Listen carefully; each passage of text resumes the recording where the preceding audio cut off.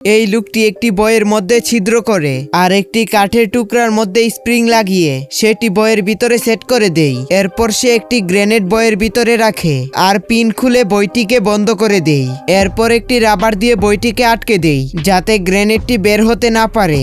সবকিছু ঠিকঠাক হওয়ার পর বইটিকে মাটিতে রেখে ধাক্কা দিয়ে খাটের নিচে নিয়ে যাই যাতে মনে হয় এইখান দিয়ে কিছু নেওয়া হয়েছে। এরপর একটি টাইলস খুলে সেইখানে রেখে দেই আর এইখান থেকে চলে যাই। রাতের বেলা শত্রুদের কমান্ডার তাকে বন্দি করে নিয়ে এসেছিল বইটি খোঁজার জন্য। কমান্ডার মনে করতেছিল তাদের কাছে গুপ্তচরদের লিস্ট আছে। তখনই কমান্ডারের নজর সেই দাগের দিকে যায় আর সে খাট উঠিয়ে ফেলে দেই টাইলস তুলে আর ভিতর থেকে বের হয়ে আসে সেই বইটি। তখনই কমান্ডার জুড়ে জুড়ে হাসতে থাকে। সে মনে করতেছিল গুপ্তচরদের লিস্ট পেয়ে গেছে। আর যখনই সে রাবারটিকে খুলে ভিতর থেকে সেই গ্রেনেডটি বের হয়ে আসে আর এদিকে সেই লোকটি দুইটি গার্ডের পিছনে লুকিয়ে পড়ে।